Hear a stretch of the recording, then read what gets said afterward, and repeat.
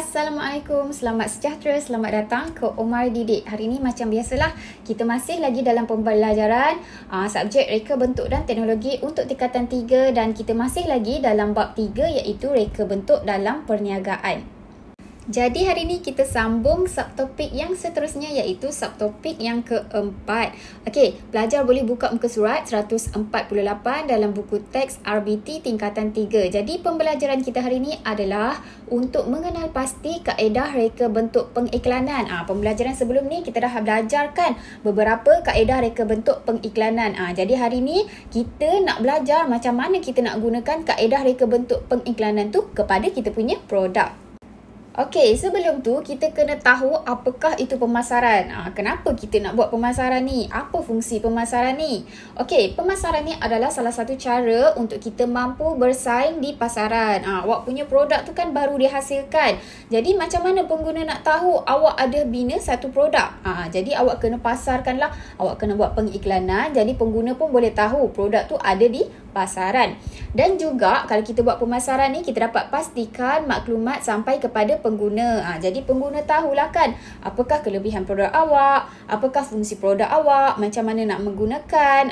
Jadi semua tu maklumat tu pengguna boleh dapat tahulah melalui pengiklanan. Dan juga kalau kita buat pemasaran ni, pengguna dapat membezakan dengan produk sedia ada. Jadi maknanya produk yang dah ada kat pasaran ni, pengguna boleh bandingkan dengan produk yang awak bina. Ada kelebihan ke, ada fungsi yang baik ke dan sebagainya. Dan juga kalau kita buat pengiklanan ni, dapat menghasilkan reka bentuk imej pada produk kita. Jadi pun pengguna tahulah apakah produk yang dihasilkan oleh awak. Jadi pengguna pun akan lebih tertariklah dengan awak punya produk. Okey, ini adalah salah satu contoh yang awak boleh pilih lah untuk gambaran lah macam mana awak nak pilih kaedah dari kebentuk pengiklanan ni. Okey, contoh yang pertama, penggilap kasut magic. Dekat jadual ni, dia ada tunjuk beberapa kaedah yang awak boleh guna dalam awak punya pengiklanan. Okey, kaedah yang pertama adalah kenyataan merangsang. Okey, kenapa kita pilih kaedah ni? Sebab kita nak tarik minat pengguna untuk tahu lebih lanjut tentang kita punya produk. Kalau kita menggunakan slogan berkilat tanpa penat, jadi pengguna tu lebih nak tahu kan, lebih tertarik nak tahu apakah kelebihan kita punya penggilap kasut magic. Okey, yang kedua, matlamat produk. Okey, kenapa kita pilih kaedah ni? Sebab kita nak bagi tahu pengguna apakah matlamat utama produk kita tu dihasilkan. Contohnya dekat situ kita bagi tahulah fungsi dia apa, kenapa pengilap kasut ni boleh membantu pengguna, apakah caranya dan sebagainya. Kat sinilah pengguna boleh tahu apakah kita punya matlamat sebenar produk. Okey, kaedah yang ketiga adalah penyampaian fakta. Okey, kaedah ni kita pilih sebab nak menyampaikan fakta tentang kita punya produk yang tepat kepada pengguna. Macam mana cara penggunaan, apakah kelebihan, apakah perkara-perkara yang disampaikan kepada pengguna dengan lebih jelas. Okey, ini adalah salah satu cara macam mana awak nak gunakan kaedah-kaedah reka bentuk pengiklanan dalam awak punya iklan. Yang pertama, awak tengok atas sekali ni. Slogan menarik perhatian pelanggan. Awak menggunakan kaedah kenyataan merangsang. Jadi bila pengguna baca kan, berkilat tanpa penat. Apa yang berkilat tanpa penat ni? Jadi pengguna ni lebih tertarik nak baca lebih lanjut awak punya iklan. Okey, seterusnya awak menggunakan kaedah penyampaian fakta. Daripada gambar je dah boleh menunjukkan cara penggunaan awak punya produk. Rupanya oleskan saja pada permukaan kasut ni. Jadi berkilatlah kita punya kasut. Jadi tak susah pun penggunaan dia. Okey, seterusnya kita menggunakan kaedah kenyataan merangsang. Kita gunakan perkataan percuma. Jadi pelanggan pun tertariklah kan apa yang percuma tu. Jadi dia akan menarik perhatian pelanggan. Secara tak langsung kita dapat memujuk pengguna untuk beli kita punya produk. Okey, seterusnya kita gunakan kaedah matlamat produk iaitu kita tunjukkan tajuk ni saja dapat membantu ilustrasi kepada pengguna. Rupanya produk ni boleh bersihkan kasut. Secara tak langsung juga boleh menggilap kasut. Jadi lebih cantik, lebih berkilat. Dan juga warna latar yang sesuai. Warna latar ni amat penting sebab kita nak tonjolkan kita punya produk. Contoh kalau awak gunakan awak punya latar belakang ni warna hitam. Kasut awak ni pun warna hitam. Jadi awak tak tunjukkan awak punya produk. Jadi salah lah kat situ. Jadi penggunaan warna latar ni amat penting dalam awak punya pengiklanan. Okey, contoh periklanan yang kedua ni juga dia akan menggunakan kaedah kenyataan merangsang. Contoh dia tulis masalah kasut tidak berkilat. Jadi kalau pengguna tu ada masalah macam ni, apabila dia terbaca kita punya iklan, dia jadi lebih tertarik nak tahu dekat mana kita boleh dapatkan produk ni. Jadi pengguna pun mestilah nak benda yang sesuatu boleh memudahkan mereka.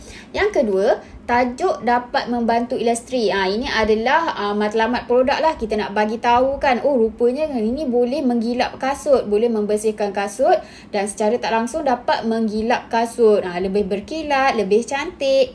Dan juga kita kena letakkan maklumat yang lengkap lah supaya pengguna boleh tahu dekat mana boleh beli, tarikhnya bila, lokasi dekat mana. Jadi dia membantu pengguna lah untuk dapatkan kita punya produk.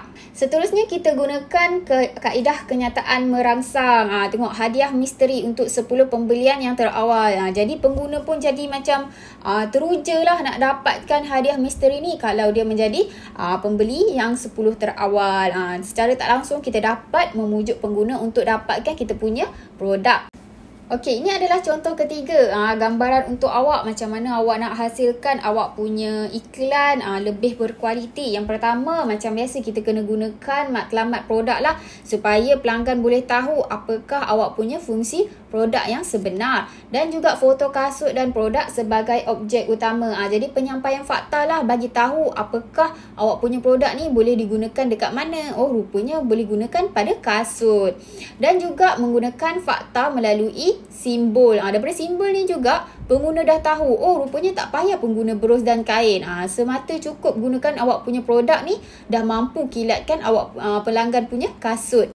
Okey, ini adalah contoh produk lain untuk beri gambaran pada awak lah nak guna kaedah apa. Okey, contohnya kaedah yang pertama kita menggunakan kaedah kiasan atau ibarat. Okey, kaedah ni kita pilih sebab kita nak tarik perhatian pengguna lah, minat pengguna untuk pengguna tahu lebih jelas apakah produk yang dijual. Jadi kita gunakan gambar dan juga latar belakang sebagai kiasan ataupun ibarat. Jadi pengguna lebih tertarik nak tahu apakah keistimewaan kita punya produk. Dan seterusnya kita gunakan kaedah perbandingan. Kaedah perbandingan ni kita boleh buat pengguna nilai kita punya kelebihan dan juga keistimewaan produk yang kita jual.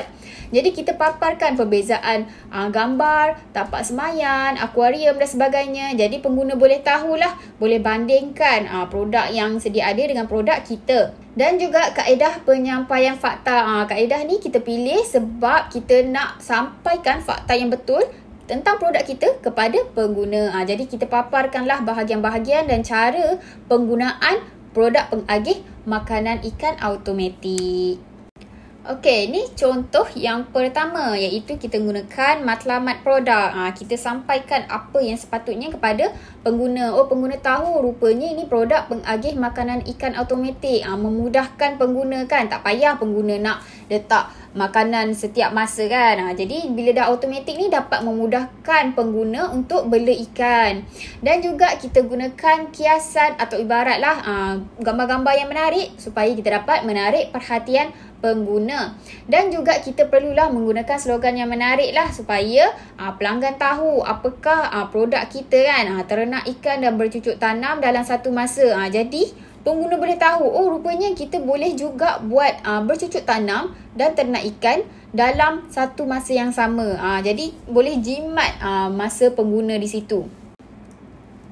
Okey, seterusnya adalah poster contoh yang kedua. Kita menggunakan kaedah matlamat produk lah macam biasa. Kena tulis pengagih makanan ikan automatik ni besar-besar lah supaya pengguna tahu apakah produk sebenar yang kita jual ni.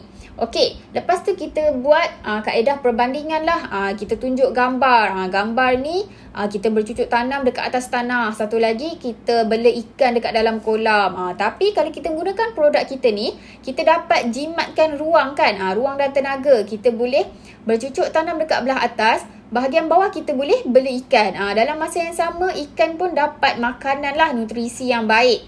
Dan juga kita gunakan kenyataan merangsang untuk tarik perhatian pelanggan lah. Contoh 2 dalam 1, jimat ruang, jimat wang. Jadi pengguna lebih tertarik kan apakah kita punya kelebihan pada produk.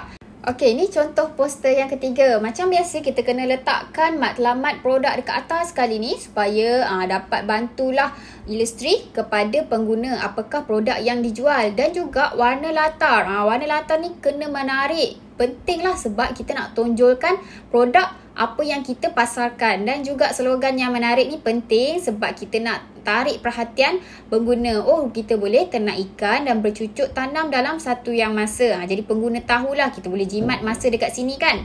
Dan juga kita menggunakan fakta menggunakan simbol. Daripada simbol ni pengguna dah tahu dah apakah kelebihan pada kita punya produk. Contohnya boleh jimat air, kita boleh jimat tenaga dan juga bebas daripada serangga. Contohnya kalau dekat kita buat tanaman dekat tanah kan, dekat ladang, ada banyak serangga. Tapi kalau dekat kita punya produk ni dapat jimat kita punya air, dapat jimat tenaga, dan secara tak langsung kita bebas daripada serangga.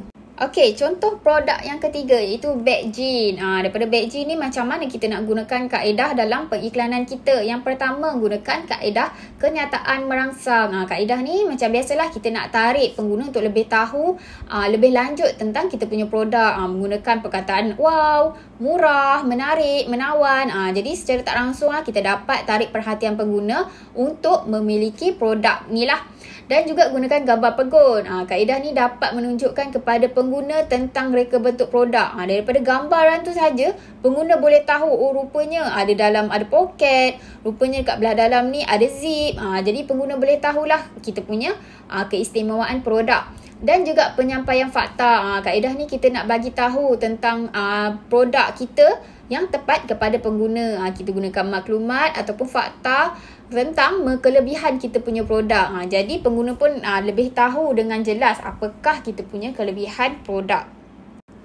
Okey, ini adalah antara contoh cara kaedah pengiklanan yang awak boleh gunakan. Yang pertama, kita gunakan kaedah kenyataan merangsang. Kita tulis wow, murah, menarik, menawan. Jadi pengguna nak tahulah apa yang menarik tu, apa yang murah, apa yang menawan. Jadi pengguna nak tahu lebih lanjut tentang kita punya pengiklanan.